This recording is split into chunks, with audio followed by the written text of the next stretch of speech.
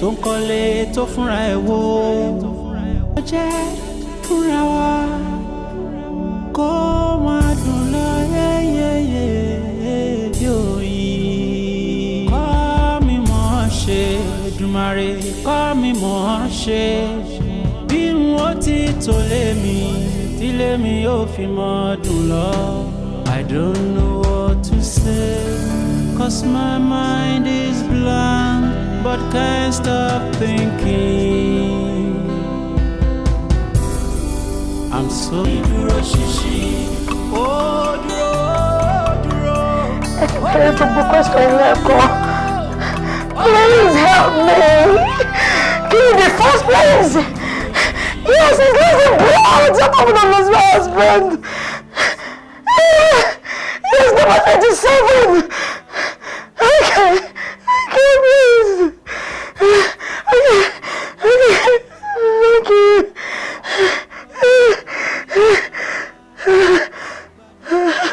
Now, yeah. Yeah, fine. Okay. It's okay. Let me go. You know what? You have right to remain silent. As whatever you say or do will be used against you in the court of law. Yeah, busy. So from. And this young man, I said, keep quiet. Okay. Officer, cuff him. Fine. Sweetheart. I am sorry. We're safe now. On your knees. Yeah, on my knee. Yeah. Alaga. Should you be? No, actually. I asked you to keep quiet. You continue to yes or no? Yeah. Better. Move back. Move back!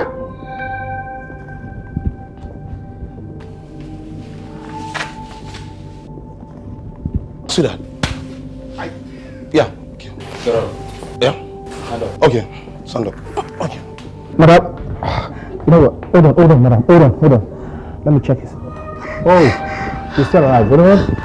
Madam, step back. Okay. Step in there. No, Maybe. Yes. Officer. Sorry. Let me call for backup. It's okay.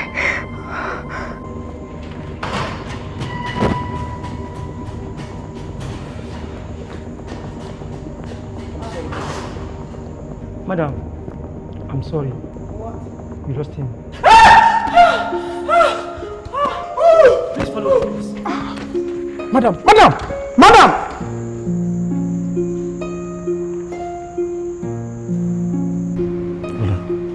I'm deeply sorry. I'm sorry. It's one of those things in life. Yes, Excuse me. Hello? Lara. Yes. Titonio, tunjiti love. Lara, take it easy. I'm what to she be mom. Well, yeah, me understand that. Okay. Owambi. Okay, hold on.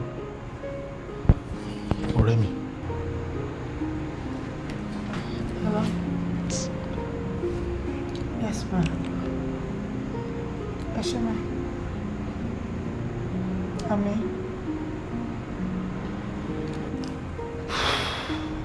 Yes, God. Hold on. Hello, Lara. Yeah, okay. Mark pet para ma shit on. Bye. Jema gbe lole. Okay. I'm sorry.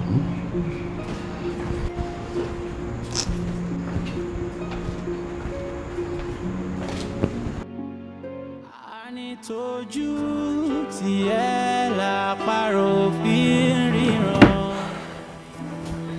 So, when do you plan to tell her? Oh, many information. So maybe like this.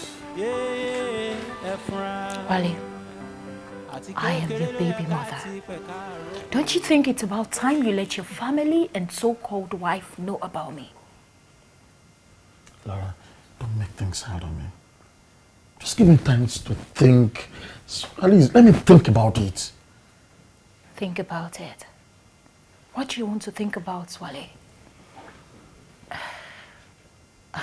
Wale, you know quite well I do not have any family here in Nigeria. Why are you treating me like this? Okay, just calm down. I'll figure something out. You have to do that soon enough. Otherwise, you will leave me with no other choice. It's okay. Just calm down. When is the funeral? This Friday, of course. I have to be there. Laura, no. It's not possible. You know, Tuji's wife is my wife's best friend. How is that my own headache? You know quite well Uncle Tuji is also my friend and Laura, I owe him my last respect. Hard on me. Come on. It's your call. Do it your way.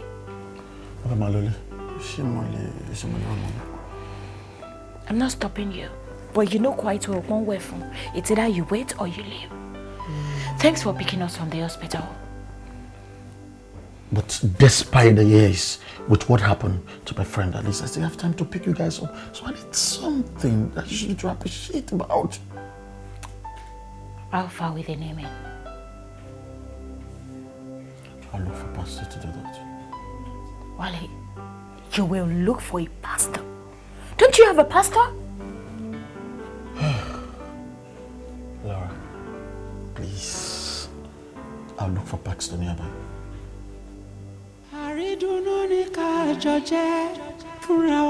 Sure.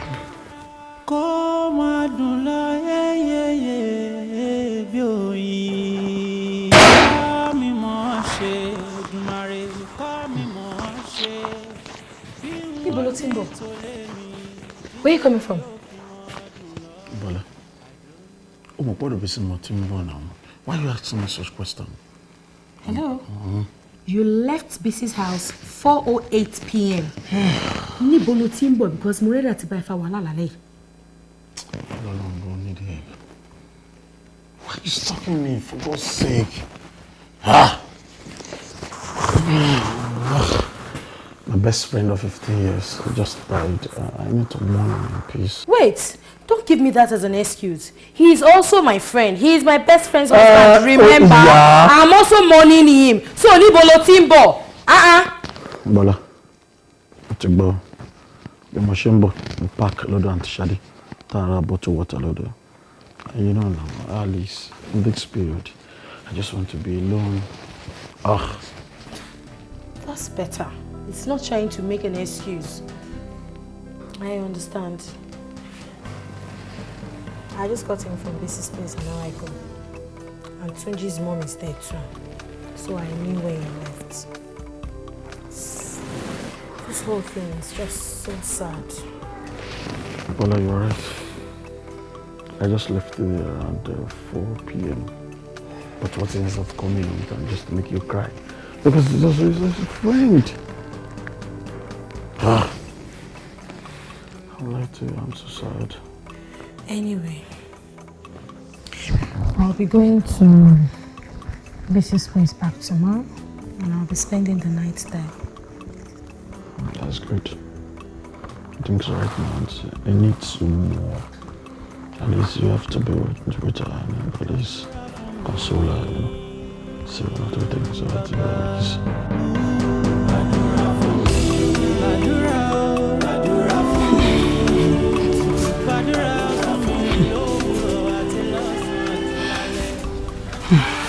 ọ̀rẹ́ mi ò ṣe gan ni o a ní fi rẹ̀sán fúnra wa o mi ò ná kọ́ mọ́ nìyẹn. Why are you doing this? Why? Come here. Come here. Thank you. Listen to me. I need you to pull yourself together. Listen, I can't do it alone. I know. Officers.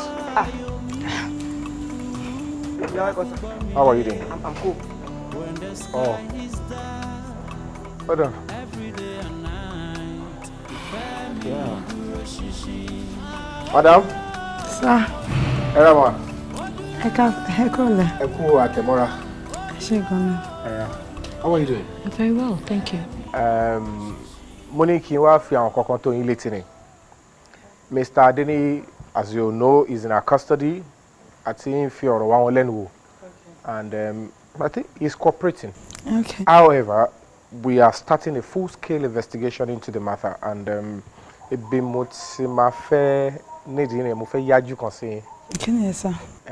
we need you to come to our station to just drop a statement and like a and stuff like that. What do you hear me? Can we do that today? Today? I'm free. That will be fine, ma. Okay, sir. I just have a good bag, me. Please take your time. Don't forget your keys, please. Okay. Sir, I'm sorry. How's the case going? Yeah, it's in progress. We have the suspect in our custody, and of course he's cooperating. We need her to support her. But you know, it's crazy. Like, who in his or her right frame of mind goes into somebody's home to shoot a man dead? Honestly, that criminal must be brought to book. Sure, that is why we are investigating. Madam, I am listening to you. You have been quiet for a while. Say something. Where do I start from? Officer, take your seat. I want to take you on a journey.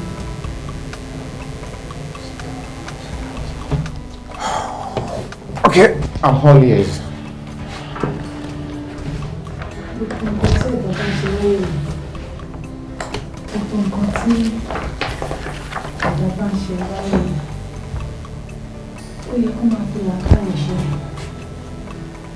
I killed my husband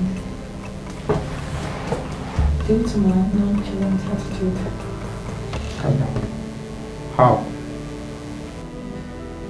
Can you please explain it? This is how it all started. Honey. Yes, dear. Darling, you have a call from your agency. Okay. I want to see Lenny. I hope we're good news now. Well, there's only one way to find out. Thank you. You're welcome. Hello? I Casson, Mrs. Yemsi. Crystal Bank. Yes, Moritoa. To Monday. Wow, what time? 7:45. Yes, Molly, make care. Yes, Eshegonyo. Thank you. Okay, I pray after work. All right, Eshe. Bye. Good news. Yes, darling. What's your family share? Wow. Hey. Congratulations. No. So when you can see Crystal Bank and on Monday, you can be in 7:45. Oh, that's good. But it's a temporary position as an assistant manager. Oh, that's great, darling. And this calls for celebration, you know. Meaning? Oh, my baby Jadi. So, no, well, darling. Okay, let's do it this way. Take us to celebrate in the bedroom. Oh, that sounds so interesting, enticing. But unfortunately, it can't work. Why? I'm going to break your leg. What are you supposed to break, babe? Darling, I have to 3 days off that. 3 days.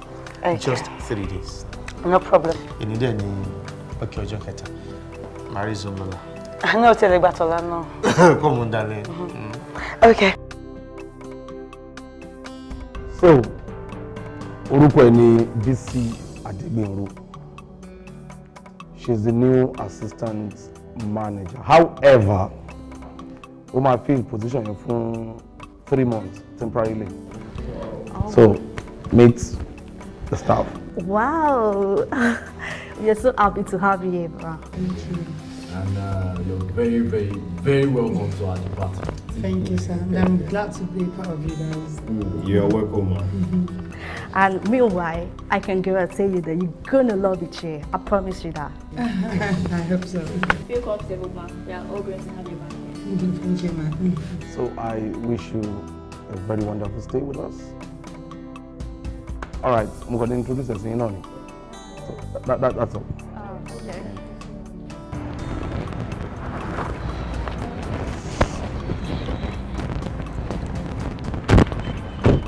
Oh, okay. Okay. Miss Bisi. Sir. Maori. Fine, sir. So how are you enjoying your first day at work? I hope you're enjoying it. Brilliant, sir. I'm glad you like it. Thank you. No problem. So, brother, I'm getting glad to join, sir. The man will. Coincidentally, I'm not going to grab lunch. Oh. So, do you mind joining me? I won't take no for an answer. Shall we? All right, sir. Thank you. Thank you, sir. Thank you, sir. Yeah. Wow. Igi gogoro máa gún mi lójú àtòkèrè ló yẹ ká ti mú. First day at work. Méjèèjì tí ń gbéra ní lọ́jọ́ lunch. Níbi mi lọ sọ fún yín, ká ló pé mi wá sọ fún yín kọ́. Listen, wọ́n ló sọ fún mi. But bóyá kò kúkú fi iṣẹ́ tó ń ṣe sílẹ̀. Because I have a job that can sustain us. Honey, I can handle it. Come on, babe. Stop it. It's fine. We just have to be extremely careful. Yes, my lord. All right. Okay. Me, if I go attach below anybody. My lord. I'm not joking, no. Yes, my lord. Yes, darling, listen. No unnecessary attachment, okay? Yes, darling, my lord. You don't give me Wakanda. Seriously, I'm not joking. No. I'm serious. Babe, Mr. Okay. Ojoru. Why don't you? I trust my wife. Yeah, I'm going to carefully. I like that. Yeah, I trust my wife. Yeah, yeah, you know I do. Okay. I know you do. Alright, so then. Good night. Mwah. Can you? Good night kiss, not long now. Good night kiss. Benny. Can you? Need to cut to my friends. Give it to me. Me fe power je. Oh, darling, come on. Ṣé mo ti bẹ̀ pé kó má bínú lánàá? Yeah, mo ti gbọ́, but mo pe tún gbàwẹ̀ mi. Mi gbàwẹ̀ lẹ́ni. Okay. So. They wan gbàwẹ̀ funfun. Bisi, no, o bá gbàwẹ̀ yẹn ló máa jà. What do you mean? I'm not me láwẹ̀, please. What are you talking about? Well, oh, mother, I'm sorry now. Mo ti bẹ̀ now. Okay, mo ti gbọ́. Oh yeah, come. Oh yeah, no so bedroom. Kò lè clean gbogbo ojú ẹ̀, okay? Okay. So tó bá pàdé, màá jẹ́ kó mọ̀ pé mi ò gbàwẹ̀ náà gbà. Màá wá rẹ̀ bí àlùbọ́sà. Ṣé kò mọ̀ ìṣeré ni mo wà láwẹ̀ funfun mi ti jẹun látàárọ̀ náà. Bisi ọ̀pá àwọn olùkọ́. Stop it! Stop it! Stop! Oh my God, stop it!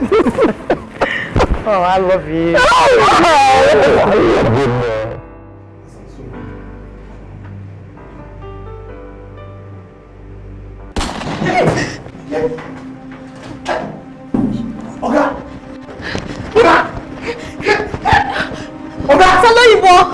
Oh my God.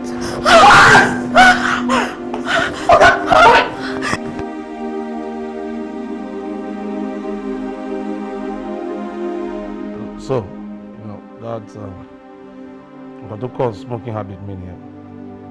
Látìgbà tí incident ti ṣẹlẹ̀, I have been finding it so difficult to get it out of my mind. Wow.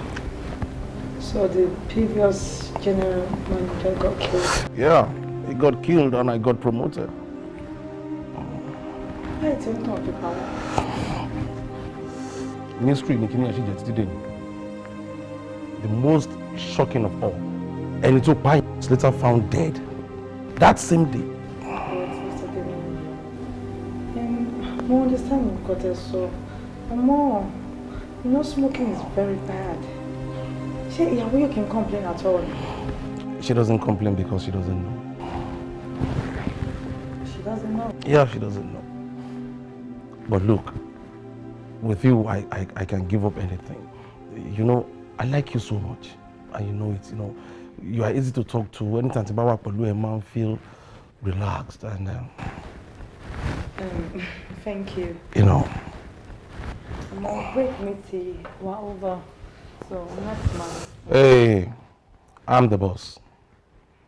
It's about break we're over, no near. It's about any we're over near. So why don't you just sit back, relax, and let us enjoy the afternoon together? Hmm?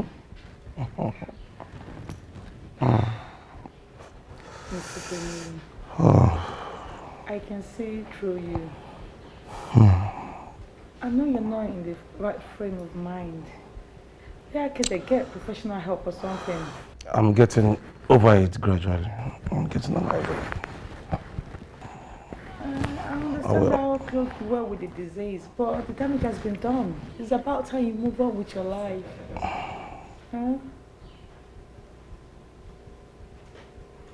So, innocent people do die every day. You know, he doesn't deserve to die. Nobody deserves to die. His son was just barely a week old when he was killed. A week. That is the height of wicked. He doesn't. It's okay, sir. I understand what you're going through. At times it's good to cry.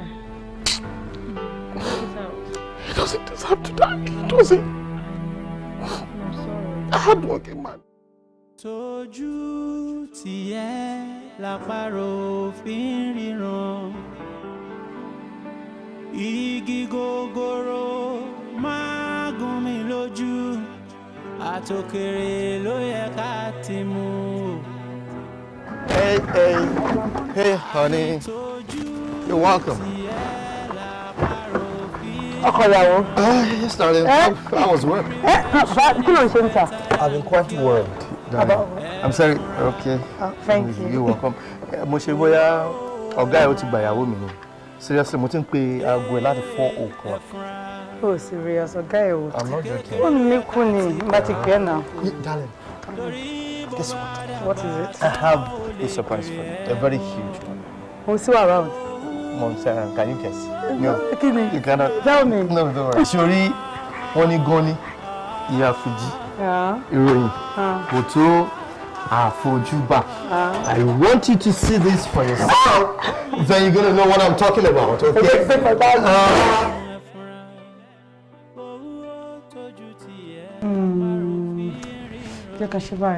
Another 1.3 M. Yeah. Okay. I don't know. She's same figure like Getcha. Yeah. 1.2.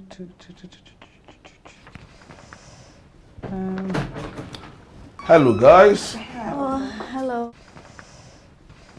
I hope I'm not disturbing you guys. I know that special talk can round up now. All right, I want to quickly grab some lunch. Do you mind me getting you something to eat? You know what? Don't worry. I need a break from this, so I'll just come with you. Beautiful. Should I still carry on with the spreadsheet, ma? Yes, but Mule Danny, so that I don't mix up, okay? Okay, ma. Get on there, okay? Well, no break. You know. Iṣẹ́ pọ̀ lọ́wọ́ ẹ̀. Yes. Parisien. All right. Yeah. But make sure for grab and collect it. Alright. Okay.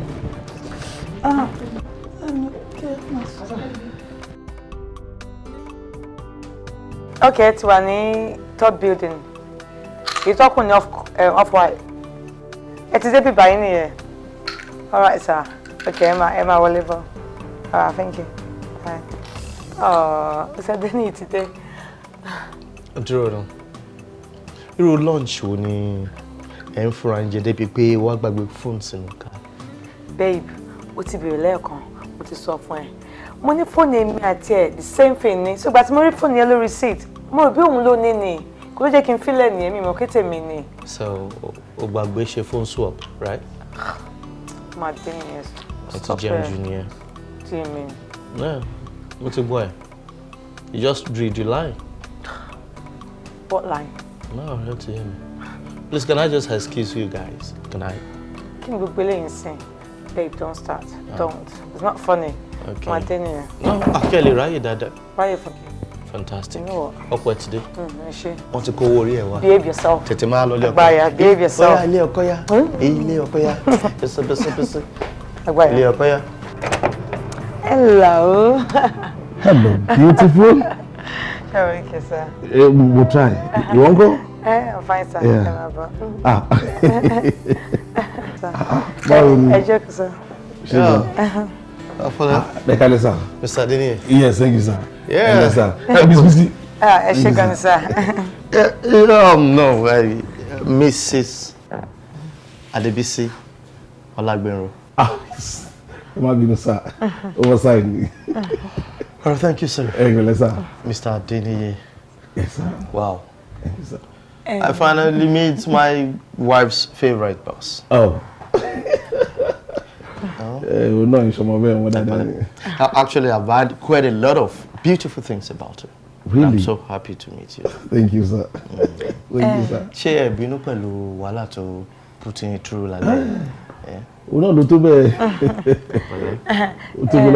Can get a soft drink or wine? No, I'm fine. I'm fine. I'm just good.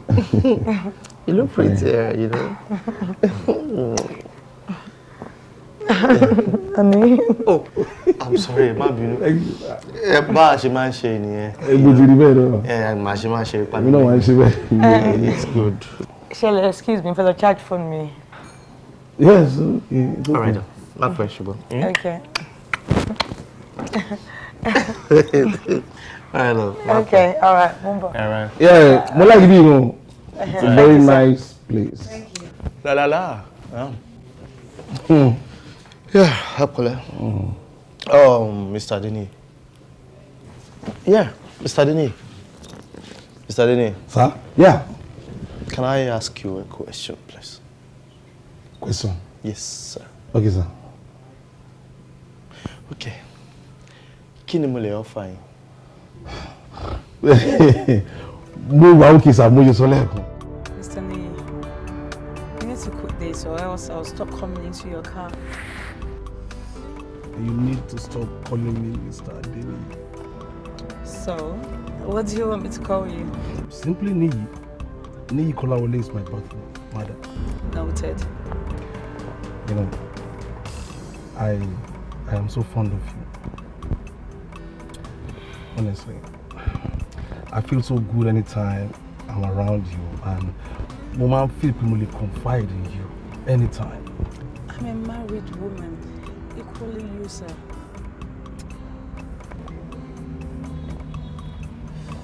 Bisi. Sir. The truth is that I am in love with you. And I'm in love with my husband. Yeah, I know. I feel good whenever I'm around you. You know that. And I feel good when I'm around my husband. I can divorce my wife because of you. If that is what you want, it's not a problem. You don't have to do that. If you have any problem at home, we can sort it out. It's a promise. I can quit smoking. I can leave my wife just to be with you. Quit smoking for yourself. Don't do it for me. I have a gift for you. Not again this week. It's the third one this week, you know. Check it. You like it? Do you like it? I love it. Nice one. Come to run. What you find now? Oh my God, Mr. Niyi. What do we believe? Oh. So, do I get a kiss for that? No. Okay, I know it's a no. Thank you. It's okay, anytime. Anytime. Which you meant we can grab. Because he's an idiot, honestly. As in, he's very lucky we are not in the States. Else, he would have arrested him for stalking you. I knew she was going to furnish her. Tiba feel the office, but my one you stalk me everywhere. As in. Well, we got to finish here. Don't you find the funny? Really? I know you can quit share me. What? Alone. Are you going to quit? No, I love my job. Quit about. Pẹ̀lẹ́ tó ṣe é kiri, iṣẹ́ àwọn ìjọba yẹ kó jẹ ìjọba kọ́ wà níbi tá ti rojí. Tá ti rojọ́. Wow. I meet people in the middle of discussion. Happy talking, ma. Ew. Okay, okay, ma, something just happened right now outside of the gate. Someone brought this to me, and I was wow, why me? And unfortunately, I even forgot it today by my body. But unfortunately, I opened this. I see it's not for me. This person tell me that it's for mom. I mean my boss. So that's how I have to be here, ma'am. Yep. I'll be fine. Someone just I don't know, but you are so lucky. I appreciate. People appreciate you for. You love me. Oh, Matubo, why are you like this? Just to tell your madam that one for any láti deliver for. Only gbogbo karamo, gbogbo energy tó ń lò láti fi sọ̀rọ̀. Ma, you can't even understand what I'm talking about, ma. When you wake up early in the morning and you want to pray to your creator, just tell your God that, sir, I want someone that will take care of me. Hey! Like my boss. Hey! I'm a happily married woman. What? You kidding me, ma? Oh, that Kejare. No. You mean you are in love with someone? Wow. I'm thinking you have to be my future. Let me say it, ma. Madam, we think I'm fast forwarding, ma. Drono. Cards for back in here, uncle. No, they didn't even put the card. I got a package and the lovely flower from the lovely person that love you, ma. Oh, Madubo. Yeah. Sunday Basijino. Ma bẹ̀gbẹ̀ wa. Èmi mọ̀ nǹkan tó ń ṣe. Ó fẹ́ bèrè oúnjẹ ni o. Àwa wí yẹn lórí ọ̀rọ̀ oúnjẹ ni. No, ma. You are right that this is time to eat night food, but I'm also in love. Okay, ma. I'll be waiting for the. Yes, ma. Wow, someone is a lucky woman. Alright. My gentleman. One more reason to 20% Not really. No. Èmi àti ẹni act discussion. Lórí àìrọ́mọbí wa ni. You this woman. Why don't the man yìí láàmú? Èèyàn tí ò ní problem pẹ̀lú ẹ nípa àìrọ́mọbí kò fi dá ẹ láàmú kò ń bá ẹ fa wàhálà. O tún lọ wọlé tí o tún lọ ń bá discuss ẹ. Kí ló dé? What's your problem? Chico. Okay, gbà mí àròkàn. Àròkàn bíi ti báwo? Má yìí fi ẹ́ lọ́kàn balẹ̀ náà. Ó ti sọ fẹ́ pé kò sí wàhálà lóhun ló ń ṣọmọ. So èèyàn wà ní tiẹ̀ tó tún wà lọ́wọ́ wọn létí tó tún lọ ń discuss ẹ̀ pẹ̀lú ẹ̀. Anyway, you know I'm a hopeless romantic. I like this open thing. I want to see what's inside. Love of your life. So stop me, please, crowd. Wow, the roses are beautiful.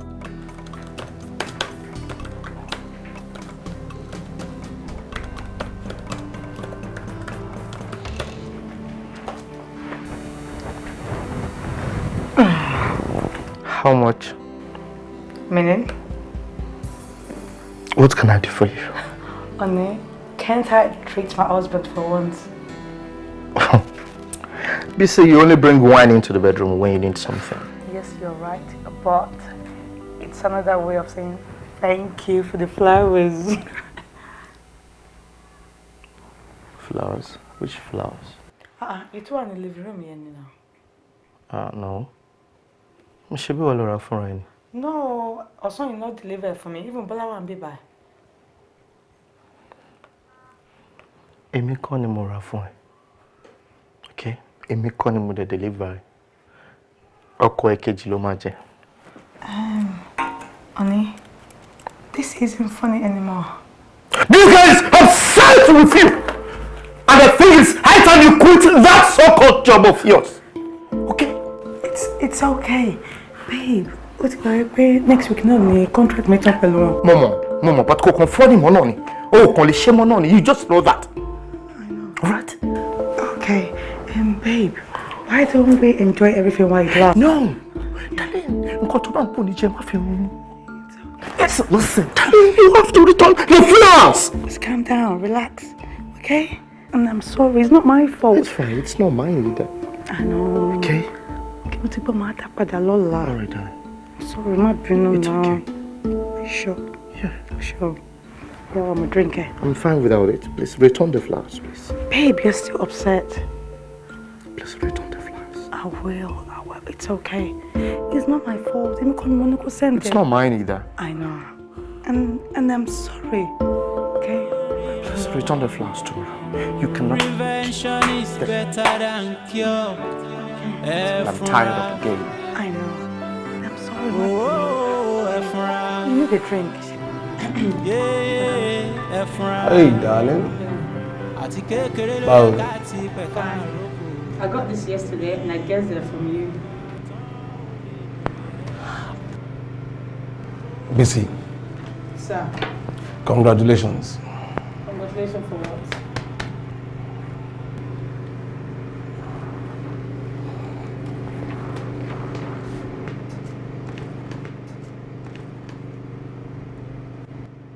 Permanent position. Oh God. Oh my God, thank you. Thank you. You are correct. You are now officially my assistant general manager. And from the all call for celebration. So I am taking my assistant general manager out to celebrate this.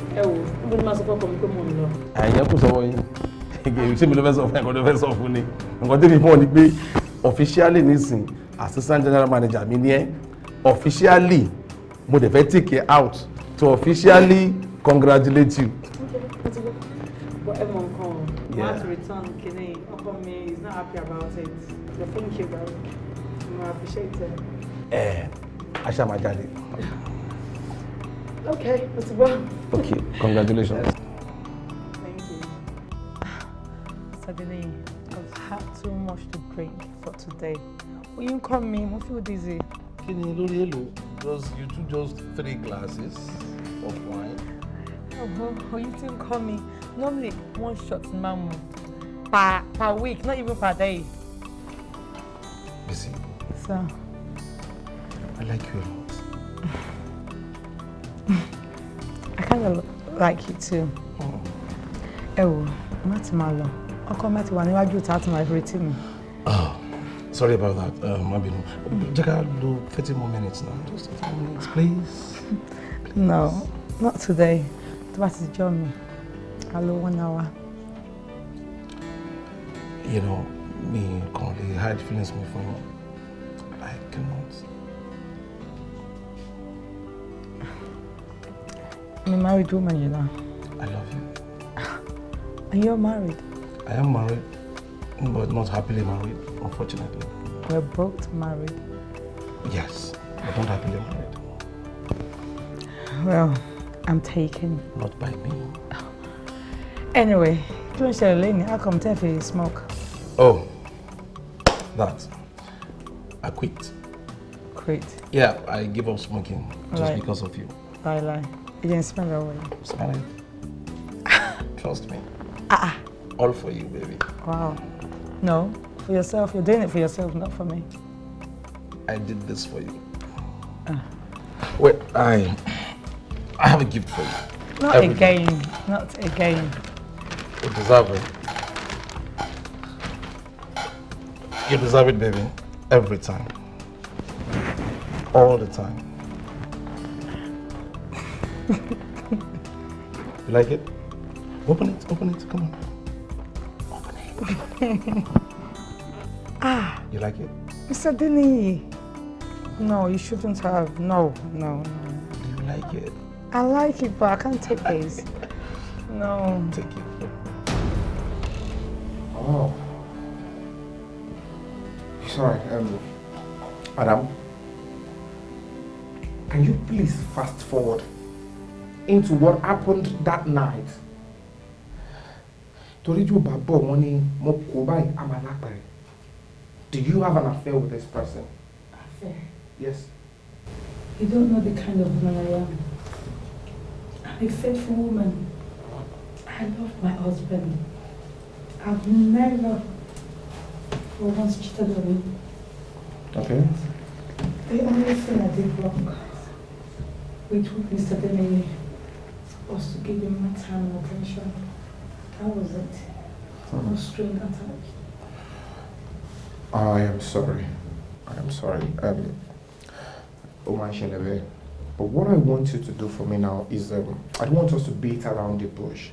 Can you please hit the nail on the head? Esojua Beneko. What really happened that night, Gongo?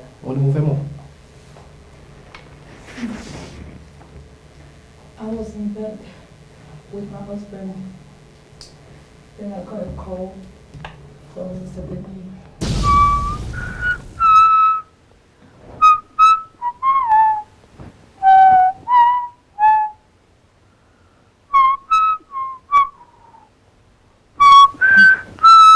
Yasha.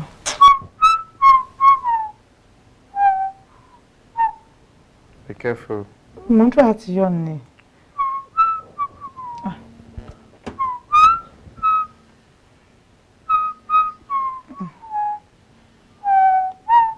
Hello? Ekalesa. Yeah, all over me. She be USB stick to tell you, be. I want lower. LA. Time to listen. Okay, no problem. Yeah, no one. Oh, okay, sir. I get it ready. Alright, okay. Yeah, I'm ready soon. Alright, sir. Bye.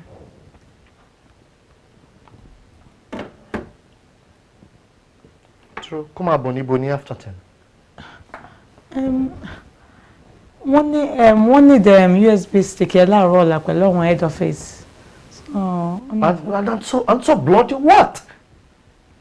Only one I call a block on it. Listen, I am not just comfortable with all this rubbish. Not at all. I'm sorry. Me need to call Wale. I call off on it.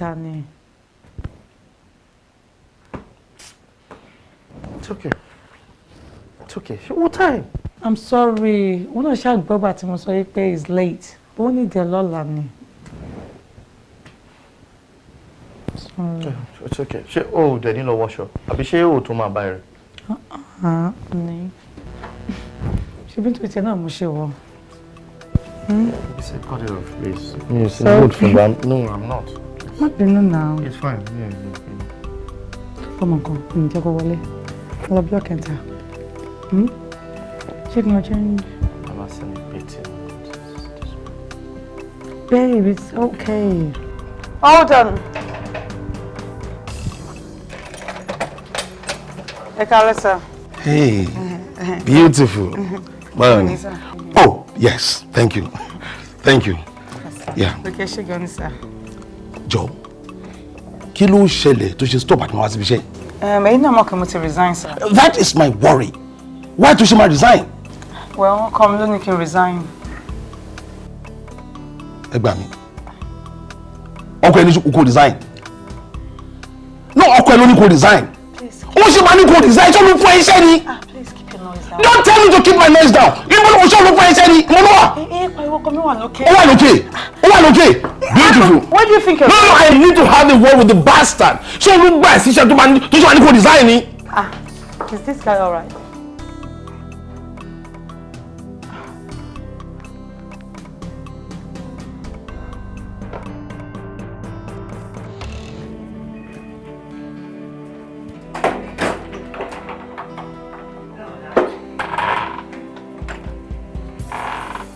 What are you doing in my room? Well, maybe because you have something that belongs to me. Your USB? That's also wrong by USB. You have my wife. You must be insane. Now, Kore Bosita, Kore me to down. Get out of my room, my friend! Really? Mr. Demi, I can see you are mentally unstable. So don't do anything stupid. You call this stupid? You call this stupid? My son, what is stupidity, Jeffrey? Stupidity is you allowing your wife to accept a promotion that she doesn't clearly deserve. Èkejì. Ǹjẹ́ ìwọ béèrè lọ́wọ́ pé mo ló ti rí àwọn gifts tó ń kó wọlé? Did you? Sir, I'm a gentleman, a total gentleman. A lè sọ̀rọ̀ ìlànà ara wa without all this, please. Ìwọ ni olùdènà. Yes. Màá dẹ̀ mú ẹ kúrò lọ́nà. No, màá múra mi kúrò lọ́nà. And then she will be mine. I understand, please. Just bring this thing down, please. Mr. Dini, my husband is innocent. Please let him go. Yes. I will let him go for good.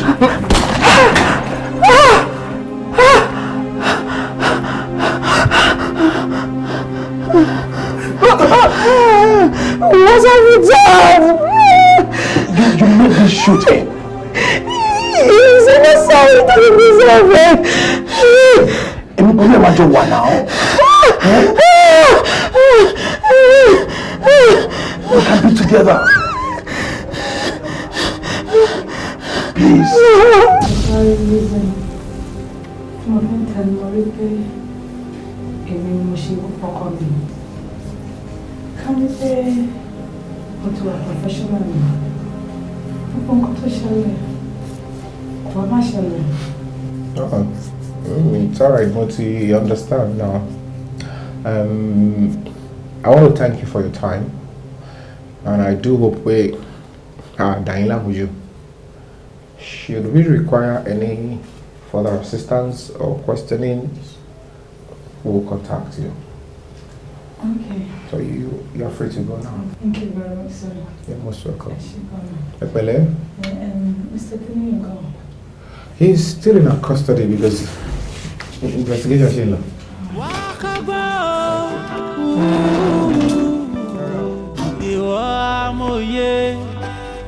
Sergeant. Cause once upon a time, mo dá agbére nílé ta ló wà ńbẹ̀ Ọlọ́run ní jẹ́ mi ni o. Good afternoon. Madam tó ń gbélé. Yeah, Mrs. Sorry, from where, please? From Èkó Iná. Èkó Iná, as in, did you? Erama. Okay. Yeah. Kí ló ṣẹlẹ̀? Something was acting now, and someone back into the compound and asking her, who is she? Where is she coming from? Who here to want to see? And you don't even give response. That's why I'm here, ma. Jẹ́ kó wọlé. Mo ní kó jẹ́ kó wọlé. Oh.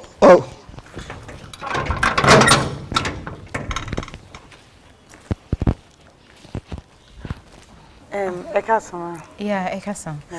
Ẹ jọ̀ọ́ mo ń bèrè Mrs. Bisi Adegbenro. Èmi náà ni. Oh. Ṣé kò sí problem? A kò ọ̀rọ̀ ọkọ yín.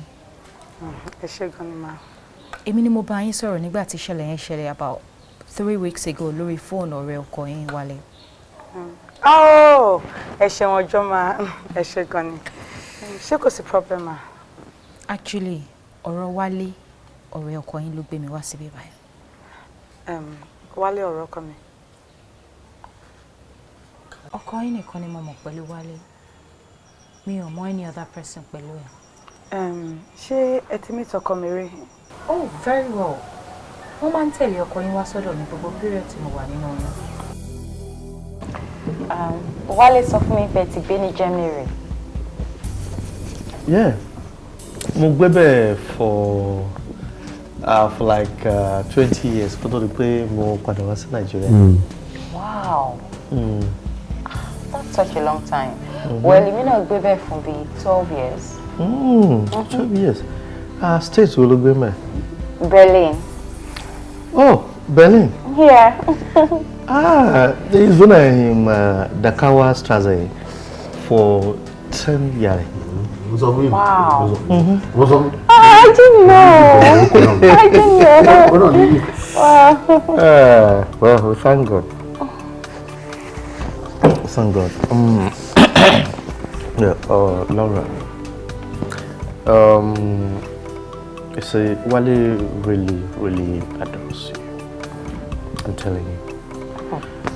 Yeah, Mom, to the damage. Really? Yes. Okay.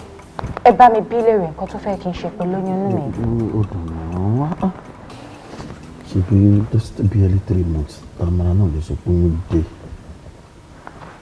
Really? But I'm 5 months gone already. A severe wound that is demonstrative. Uncle Tuji, that termination. The varicositis. So, Laura, it's to me like pity. Please, guys, I'm lost. It's all over. Okay. It's all over. Okay, it's fine. Nǹkan tí mo try láti sọ fún ọ ni pé ìgbà tí mi àti ẹ mọ̀ra ó sọ fún mi pé o fẹ́ yàwó. Ṣé mo parọ́ mọ́ ẹ ní tó bá pé mo parọ́ mọ́ ẹ sọ lójú wọn sìn? Okay. So, reason to pay is, but no local sọ fún now. Listen to yourself. I was calling you, you were not picking, so I had to call him. So, say it's okay. Wale, now let's look at this. Konile yomi kurumia. Oyún ti push márùn. Ó ti domo ọdún ti ga. Báwo ló ṣe fẹ́ kó ṣe yọ? Tunji, if my wife finds out, well, where? You understand better. I know. Mo mọ̀ pé tí Bọ́lá bá mọ̀ wá lánìí. In fact, I have to keep this away from my wife because if she knows, then Bọ́lá will know as well. I'm telling you. But we have to consider our health. 5 months. I need not to consider it.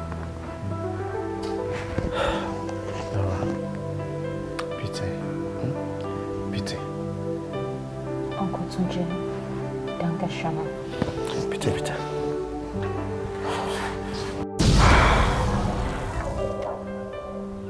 Mo mọ̀ pé reason tí Uncle Tunji ò ṣe sọ fún mi nípa mi ni pé torí pé ẹ jẹ́ best friend ìyàwó Wálé. Ṣé mo lè bẹ̀rẹ̀ question kan lọ́wọ́ yín? Ṣé ọkọ mi mọ̀ pé ẹ bímọ? Oh, very well. Àwọn ni mo pè nígbà tí mo bímọ. And ṣé rí bá sọ̀rọ̀? Ṣé àpárí ọjọ́ ẹ̀ ló kú? Of course, mo bá wọn sọ̀rọ̀. Because it was already after 9 p.m. and Wálé dẹ̀ ti instruct mi pé kí má máa call òun tó ń bá ti wà nílé mọ́. Torí ẹ̀ mo ṣe pè wọ́n dẹ̀ pick ẹ̀. Ẹ méjì dẹ̀ sọ̀rọ̀ lórí fóònù. Exactly. The more reason I was so shocked to hear about his death the following day. Alẹ́ ọjọ́ yẹn náà ni ọ̀gá mi wá tó wá yin ọkọ mi níbọn. Sad. So I heard. May his soul rest in peace. Thank you. But what can I do for you? Madam Bese, Ma. I want you to inform his wife. Tell her what? Why would you want to destroy another person's happiness? What about my own happiness? Have you forgotten I told you? Wale never told me he was married when we met. Ìgbà tí ẹ ń fẹ́, ẹ yóò wá lọ́lé ni, kẹ́rí pé ìyàwó wà nílé ẹ̀. Ó ṣàlàyé fún mi pé Àbújá ni ilé òun wà. Ó ní iṣẹ́ ló gbé òun wá s'Èkó. Ẹnu dẹ̀ ṣàlàyé fún mi pé ọ̀dọ̀ ọ̀rẹ́ òun lòún put up sí l'Èkó. Ẹ̀yin ọ̀dẹ̀ wá lọ síbi tó ń gbé. I trusted him. Ẹ wò, ṣé mo pé mo ṣì ń mọ̀ nípa ọkọ mi lọ́wọ́. So I don't know. I know. I'm sorry about that. My soul rest in peace. Ṣé bí sọ wípé ìgbà tẹ́ sọ fún Wálé pé ẹni oyún ó ní kó òun lọ pé kẹ́ lọ ṣe. Yeah. Only if I'm sure you do. But we'll feel waiting back the motor. But change mind there. I can't help you. I don't know what you're gonna do. No, I don't know what to do. It's a mom. How do you report me to BC? You feel buy me Jenny? Wale, mo ti ń pe phone for the past 4 days. Oh, the pick calls. So can you expect, Kinshe? And so bloody what? Wale, look, I am sick and tired of taking care of Iyano all by myself. I've had it up to here. But remember, you wanted the pregnancy. I told you about it. Time should remember. So there you are. So what do we need to do about it? Really? I'll come to your house, Wale. Laura, we'll be there. Watch me.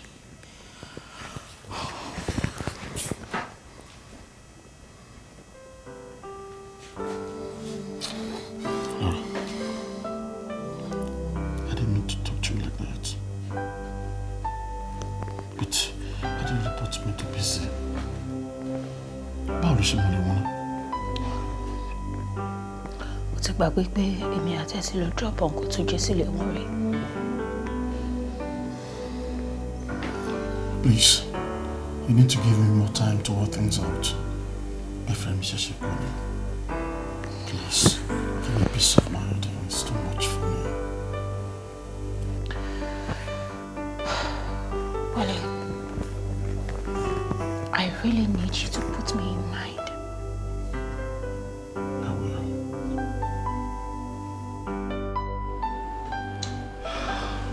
Barrister. Yes, sir. You know, scenario imagination to me. She's a pathological liar. Now. She's even delusional. Trust me. If you ask me, Mazabuni mental issues. Well, I think she needs psychological attention. Honestly. Smoke. She is a chain smoker.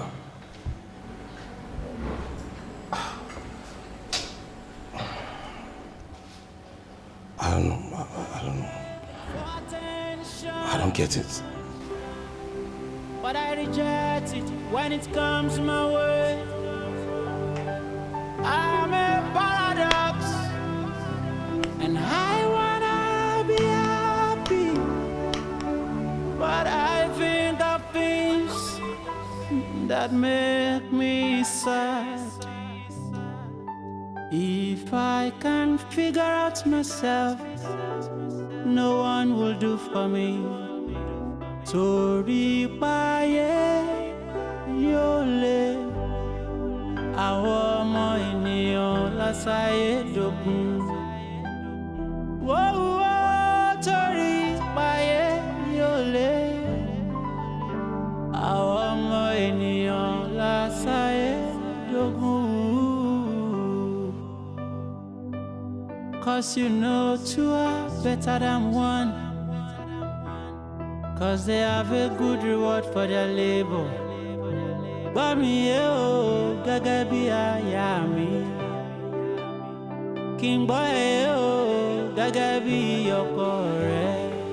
Kájọ fohùn ṣọ̀kan ó fi jọ wà títí.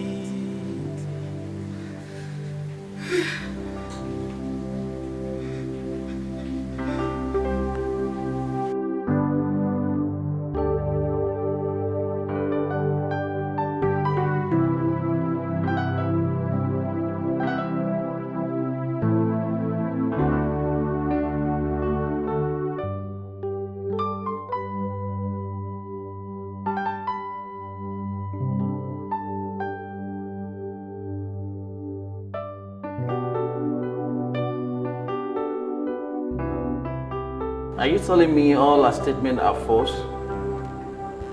Mr. Denny? Not exactly. Ṣùgbọ́n 90% statement irọ́ ni. Really? Yes. You see, ìhùwàsí ẹ̀ change nìkan bí oṣù mẹ́ta sẹ́yìn. Nígbà tó gbọ́ pé ọkọ ẹ̀ fún obìnrin mi lóyún. She was furious. She was mad.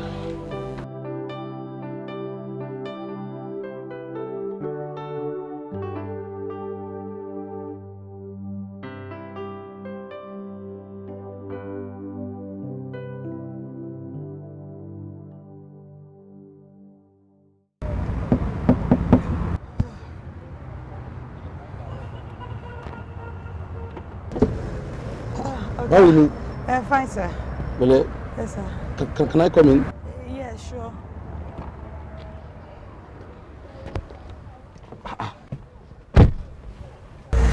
You didn't tell me you smoke.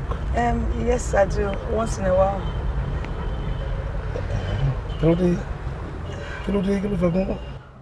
Oh, come on. Just pull yourself together and tell me what the problem is. Take a deep breath. Take a deep breath. Okay. Yeah, good. What should I? We'll find out, babe. I'll come if you're alone. Okay. How did you get to know that? Okay. Well, I mean, you. Okay, anyway, me only surrounding for now. Me Macbelola. But even just coming from sort of countersign for our inside, but just kind of sorghum is very morgan meats. You know, rather than minor vegetables are by the planet. Bitte nicht extra rufen dich morgen an. Bitte. But Oberes is so indulged. The more I walk away. Really? Indulge? So, did you try to confront him? No. Because Oma deny. So what's the point? Oh, well, sorry about that, but if you feel Bushi, that's all. You still need to talk to him. Certainly, I can't. Yes, Omushe. She won't for Komileni. We've been together for 13 good years. That is quite a long time. I'm sorry about that. Okay, can I take you out over the weekend? Oh, welcome to suffer me. I'm a married woman. Please.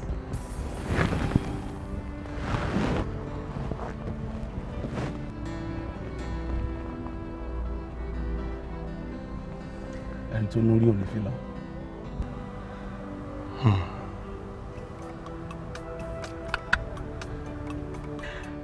trusted my husband. I trust him into my life. Take it easy. Just take it easy, okay? Mr. Denny, are you any? No, not at all. You know, but to sọ fún mi pé òun lè fi ọkọ òun lẹ̀, lèmi náà ti jáwọ́ nú ọ̀rọ̀ ẹ̀. But you're happily married? Of course, I'm happily married. But kí ló wá ṣẹlẹ̀ tẹ́ fi ń yọbí sílẹ̀ ni? Bá ṣe máa ń béèrè lọ́wọ́ èèyàn nìyẹn. Bóyá ojú kòkòrò ni kí n sọ pé ó sún mi débẹ̀ ni. You know, of course you know, barrister, I have a very beautiful wife. Ọmọ mẹ́ta, 3 beautiful kids. Bóyá ká dẹ̀ sọ pé ẹlẹ́dẹ̀ ìyàwó mi ló. Okay. Mr. Denny, kí ni nǹkan tó ṣẹlẹ̀ gan lọ́yọ̀ tán ní ipa Mr. Adétúnjí?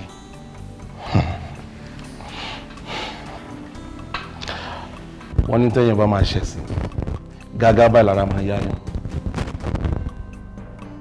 I was in the bathroom ní ọjọ́ tá à ń sọ yìí nígbà tí fóònù mi ring.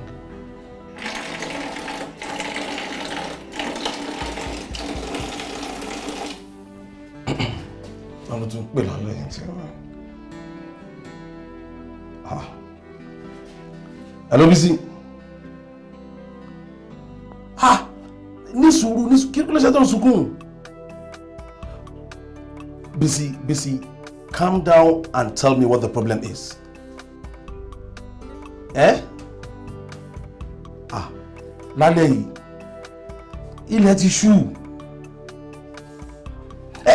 Sọ fún mi kí ló ṣẹlẹ̀ gangan náà. Eh? Ọkọ ẹ náà kẹ̀. Ha, wait. Ọkọ ẹ náà ẹ. Kí ló dé? No, hold on. Bisi, calm down, okay? Just had to change aṣọ mi nsìn. I will be with you in 30. Just calm down.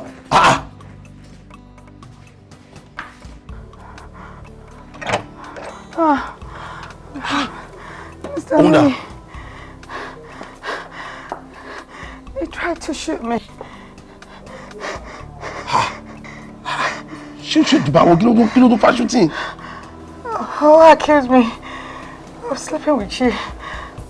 Sleeping with me? Kí ló ṣẹlẹ̀ báyìí? Oh, hello, Mopo. That's a struggle. Yes. Oh, I shoot it by accident. Oh, shoot it by accident? Momo. Ọ̀tá ṣe wà nùbọ̀ yẹn. I don't know. Okay, no matter worry. It's okay. Kò tẹ̀ matter. So that it's okay. I just struggle with boy ni àbí. Oh, they mistakenly shoot ìyẹn tẹ̀ dá. Máa gba competent lawyer fún ẹ. So that it's okay. All right? Self defense ni. Over shoot but wọ́n ló shoot self defense. It's okay. So that just relax. I'm here for you. It's okay. Pẹ̀lẹ́, I need láti pe ọlọ́pàá nsìn. Mr. Dene, I don't want to go to jail. You won't go to jail, baby. I'm here for you. I'm here. Pẹ̀lẹ́, but it's a serious crime. I need láti pe ọlọ́pàá. Nisi. Mo ti pe ọlọ́pàá. You have? And they should be here any moment from now.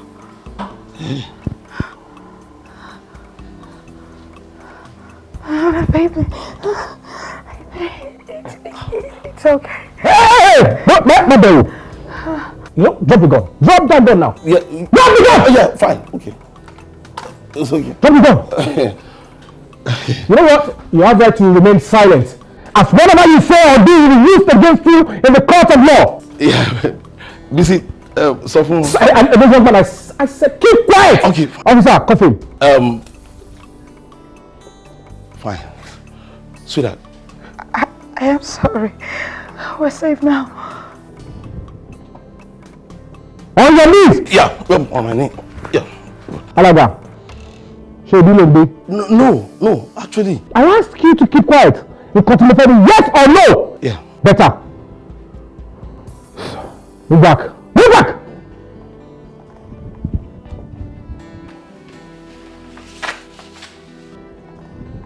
Sweetheart. Yeah. Okay. Get up. Yeah. Stand up. Okay. Stand up. Okay. Madam. You know what? Hold on, madam. Hold on. Let me check this. Oh, you're still alive. You know what? Madam, step back. Okay. Step in there. Okay. No, baby. Yes. Officer. It's alright. Let me call for backup. It's okay. Barrister, Sherry, the moment tí àwọn ọlọ́pàá yẹn barged into the house, ni mo ṣe discover pé I was being set up. So she probably set you up? That is the gospel truth. She set me up, man. Probably it must be a premeditated murder. Most likely. You know. Ìgbà tí mo mọ̀ bó set me up nígbà kan tí mo rí tó fún mi ní one devious look. But it was way too late. All right, thanks for your time. I'll speak to the officer in charge tomorrow morning. Thank you, Barrister. Please, you have to get me out of this place. Miss family. I have to go back to them. Don't worry, I'll make sure I get you out. Thank you so much. Thank you so much. The problem now is that we have two different stories. Her own side of the story is fabricated. What's so funny now? About maybe 10% they go to Tony want to solve. Then we need to find who the mistress is.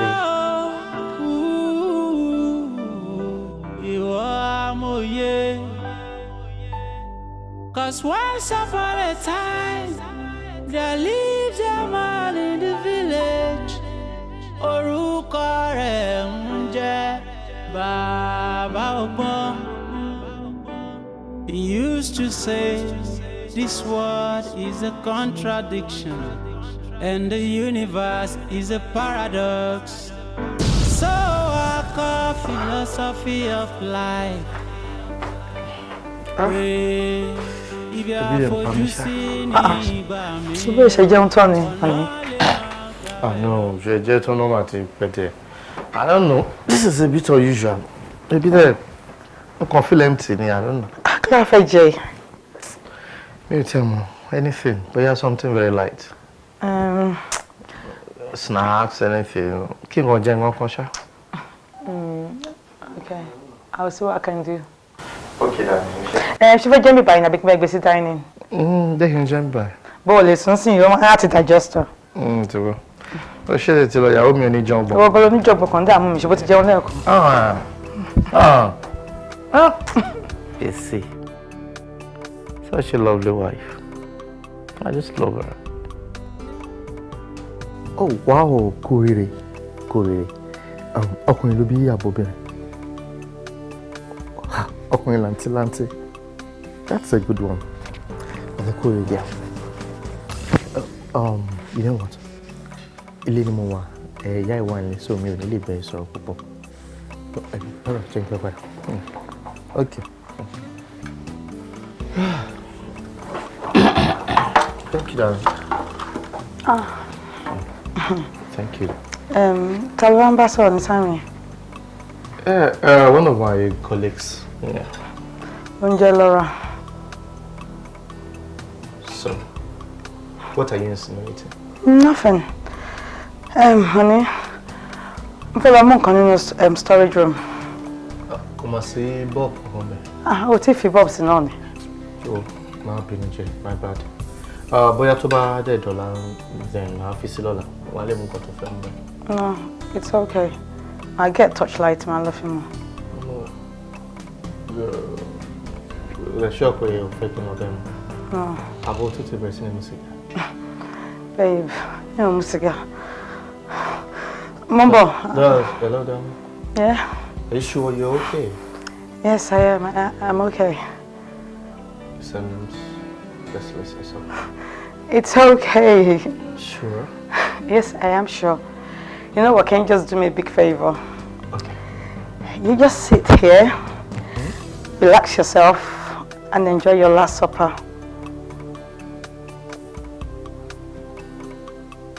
Last supper? How do you mean? For tonight, Olodo.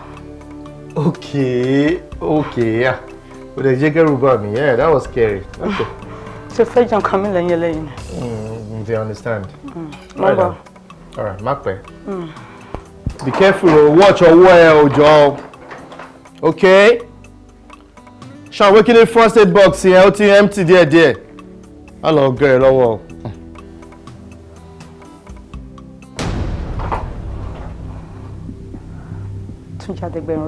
How could you? I loved you. I trusted you. Why? Kílẹ̀ṣẹ̀ mi. Ó wá náyà. Ó wá lọ fẹ́ ìyàwó síta. Ẹ ṣe wọ́n ní mo ṣe. Don't talk!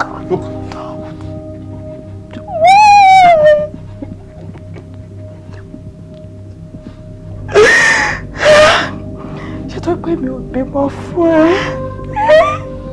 Ìwọ kedere láàárọ̀ lọ́sàn-án wà ní don't worry. Pé kí n má worry. Wọ́n ló máa fi mú ọkọ̀ bá wẹ̀.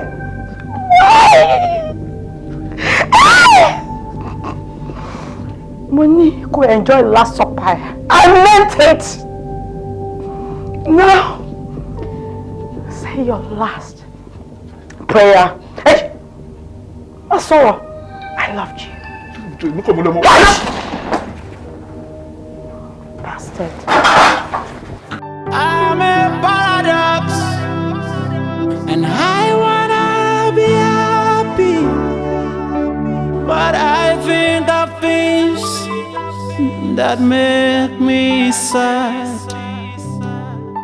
If I can figure out myself, no one will do for me. Torí páyé yóò lé àwọn ọmọ ènìyàn lásáyé dógún. Wọ́wọ́ torí páyé yóò lé. Ẹ ti bẹ̀rẹ̀ gbogbo question ilé ẹ̀kọ́. Please help me. Give me the first place. Yes, it's losing blood. Someone will lose my husband. There's no one to save him. Okay. Please.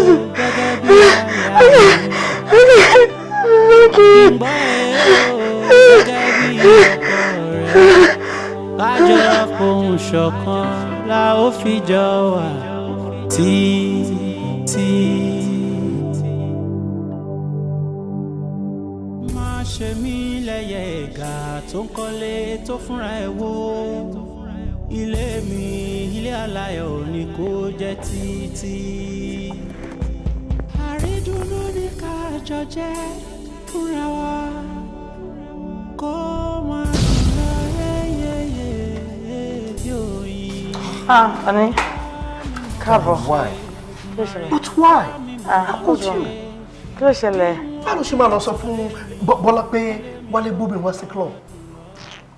Ṣé torí ọ̀rọ̀ Wálé ló máa ń parọ́ mọ́ mi báyìí? Ṣé nǹkan tó ṣe ṣó dáa ni? Ṣé ń bọ̀?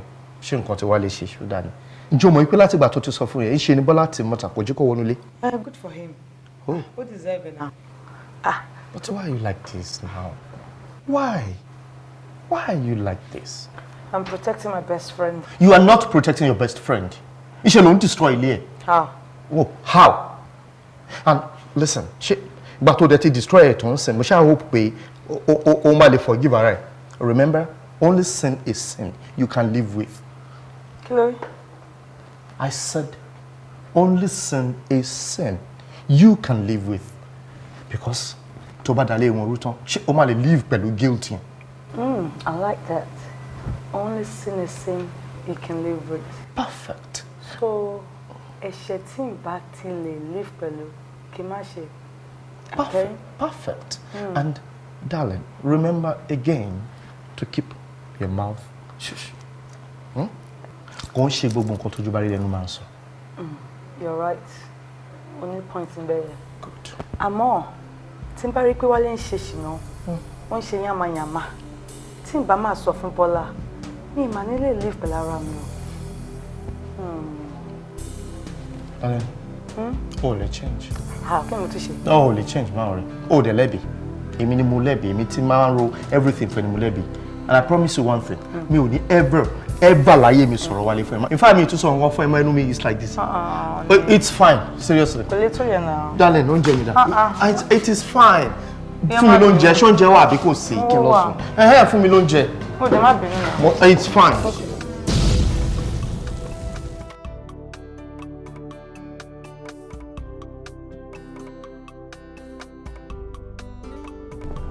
Only sin is sin you can live with.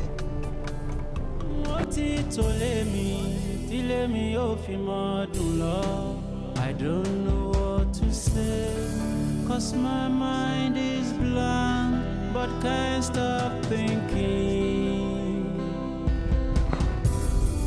I'm so lost in thought. I can't believe she killed Tunji alone.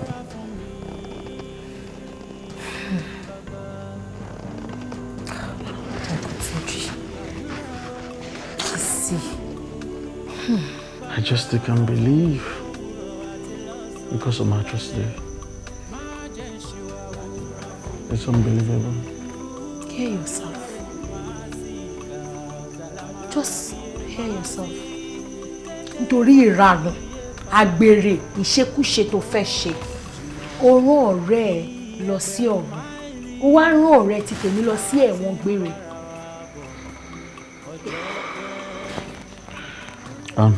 Punishment tèmi lójú. Nítorí just 10 minutes ìgbádùn. one night stand with the lady in question. Hear yourself. Just hear yourself. Show matter Monsi. Kò bá jẹ́ one night stand, kò bá jẹ́ all night stand. It doesn't matter anymore. The deed has been done. Bola. Daddy Jim. Mama. Mo fi bú fún ẹ. I had it. It wasn't my fault. Ọ̀rọ̀ tẹ́ ní kí bàbá má gbọ́. Ẹjọ́ ta ló padà wá settle lẹ̀ ní police station, ta ló tú gbogbo ẹ̀ síta. Hey, wait. Hold it. Ṣé ní gbogbo chit chat, soft talk, stand ṣe yìí? Kò bá mọ́. I'm not interested in it. As you can see, I've packed my things. I am no more interested in this marriage. I cannot live with an unfaithful man. And don't get it mixed up. I'm not leaving you nítorí pé èèyàn kan bímọ fún ẹ. I'm leaving you because èmi o, I cannot live with a murderer. Àti wọ́, ọ̀tẹ́ tó bímọ fún ẹ, ajé, ọ̀tá. Ẹ ṣé mo dúpẹ́ o, ibi tó bá mi dé ní life mi, ó ṣe kan ni.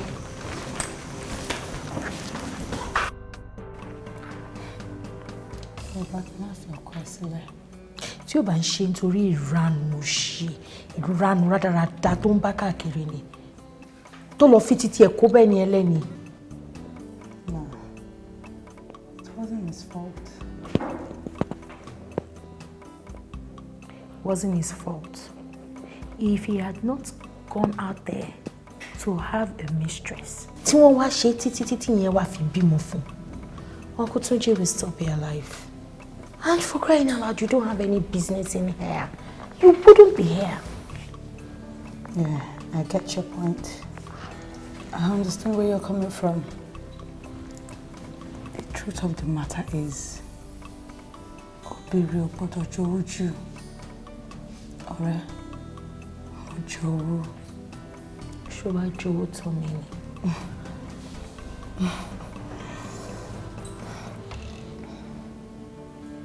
Àmọ́, in a relationship, there has to be trust. And to cap it all, communication is very vital. Ṣé mo pé ká ní pé Túnjí ti carry me along ni, gbogbo nǹkan tó ṣẹlẹ̀ kò bá má ti ṣẹlẹ̀. Can I ask you a question? Shoot. Was I a bad wife?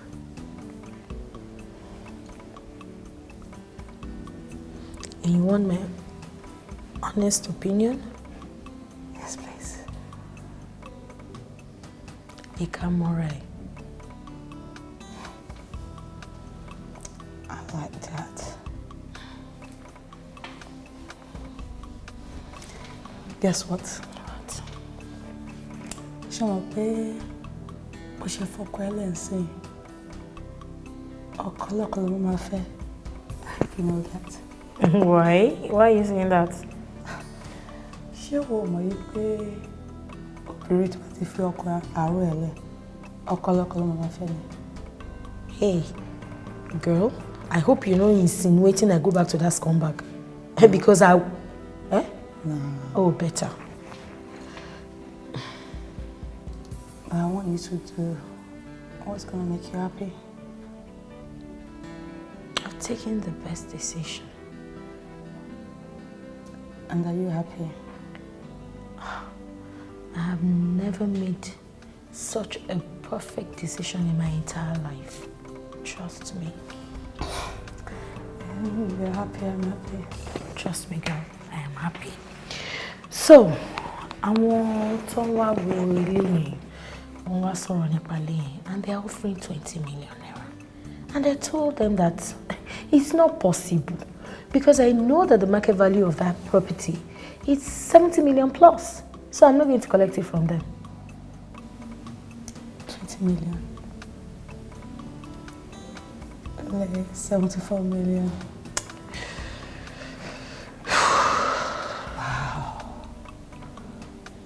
Wow.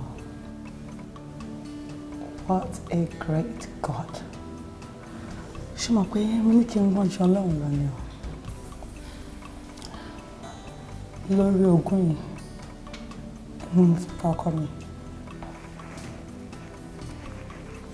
Wow. Kábíyèsí rẹ̀ ló tún máa rẹ̀. And you still want me to go ahead and give the money to the motherless babies like you instructed? Why not? Ogún tá à ń sọ nípa yìí, àwọn tó ní wọ́n mà ti kú. Èmi tí wọ́n filẹ̀ fún, mo máa wà lẹ́wọ̀n. Àwọn ti gbàgbé nǹkan tí ó sọ wípé lọ́ọ̀yà sọ ni.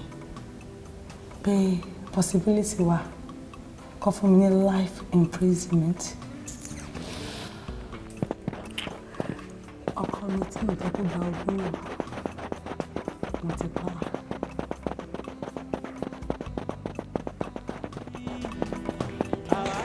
It's okay. You're going to be fine, okay? Okay. Let me go.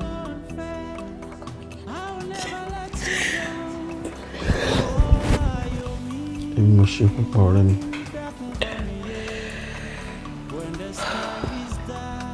It was all my fault. Mi ò bá ti máa bí ẹni ẹlẹ́ni láti sọ fún pé mo bímọ. Mo ṣe olùfún olóyè. Débi pé òun ló wá ń pè pé o ti bímọ. Ó lè sọ fún mi pé kí n máa pé ẹ tó bá ti tó bẹ̀rù tá nǹkan tí mo mọ̀ kó wà nílé mi fẹ́ kó bínú àbí ṣé mo máa bímọ mọ̀ ní wá bí mo ṣe máa get information yẹn across here ni. That was why I called him so he could tell you. But keep him before I'm in the next step. As a matter of fact, you need to end the relationship.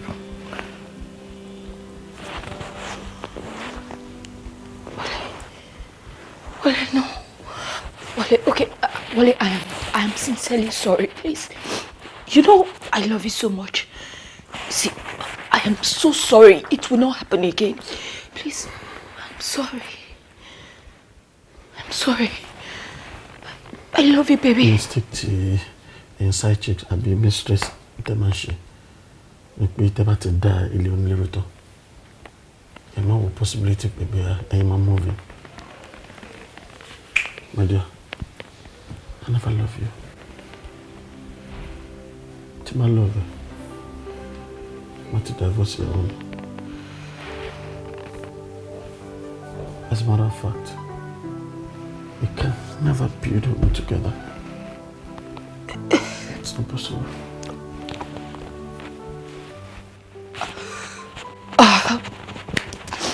Okay, Wale. You told me you were not married, remember?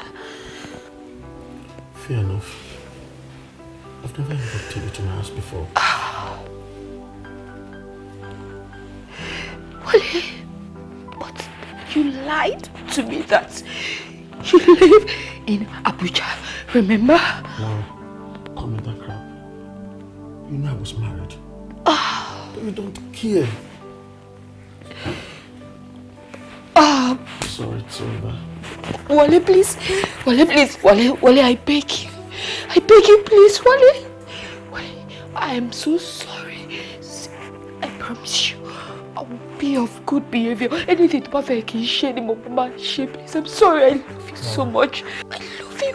I can't imagine living without you. No, you can move on with your life. You have achieved what you want to achieve. My wife just move out.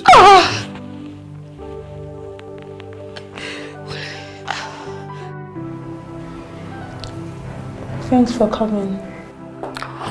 It's okay. The warder gave me 10-15 minutes max to see you. I'm sorry for everything. Well, I got fired yesterday. I'm sorry. My wife is also filing for a divorce. I wish I can take everything back. You know, what I don't understand is how you sleep at night knowing that you took a life. How? I hardly sleep at night. Like my husband used to say, he once told me, only sin is sin you can live with. I thought as much.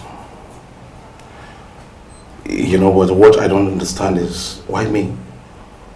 Why do you have to frame me? I loved you so much. Eh?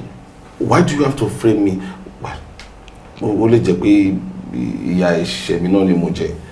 You know, I mean, I am happily married. But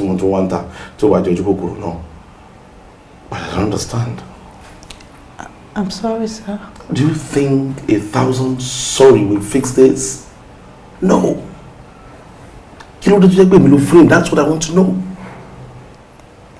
You really want to know the reason why I framed you? You know, hang on there. Don't bother. You can just compile your story for some story seekers or story writers or some Nollywood producers, or I don't know. I'm not interested.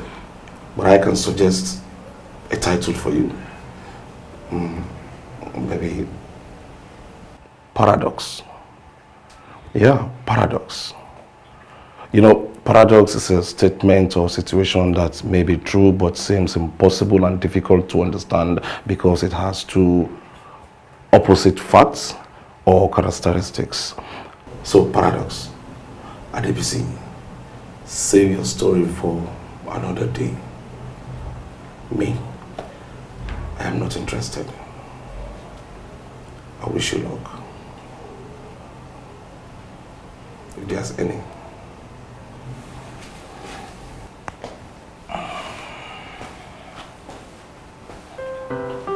Wakagba ìwọ amòye, 'cause once upon a time there lived a man in the village. Orúkọ rẹ̀ ń jẹ́ Bàbá Ọgbọ́n. He used to say this world is a contradiction and the universe is a paradox. So I call philosophy of life. Pé ibi àfojúsí ní ìgbà mìíràn ọ̀nà lè máa gbabẹ̀ lọ.